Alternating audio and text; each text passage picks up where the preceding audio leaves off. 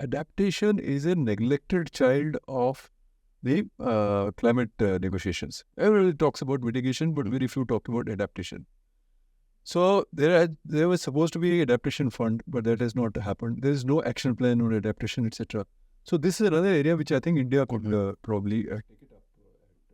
So Hansu, why is adaptation a kind of neglected child? Number one, it's hard to measure adaptation or the success or the failure of it, for example.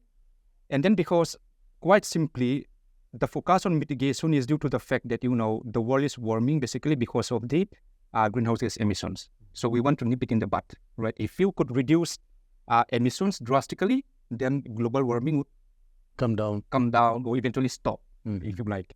So that is the reason why, eventually the solution lies in mitigation. We have to achieve net zero emissions, whether by 2050 or 2070, and that is the only solution to climate change, basically. But at the same time, even as countries are working towards that, the impact of climate change have escalated, and we still need to adapt at the same time, right? So it is a two-pronged process, right? On the one hand, we have to take measures to mitigate to control emissions, and on the other hand, we have to adapt to the ongoing implications of climate change. So, but on the climate adaptation front, adaptation at the end of the day, it's a local activity. It's a local activity. At the local level, subnational level, that's where it's carried out. So in many places, it has become part of policy. India also have adaptation policy, for example. Many countries have adaptation policy.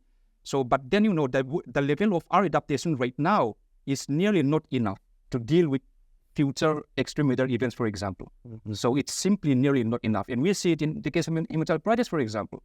The landslides, lots of infrastructure being destroyed. So our infrastructure are not climate resilient, for example. So I think the focus should be increasingly on focusing on how can we build roads better? How can we build our bridges better, for example, so that in the next round of flooding, they can withstand the impact of those in a much resilient way.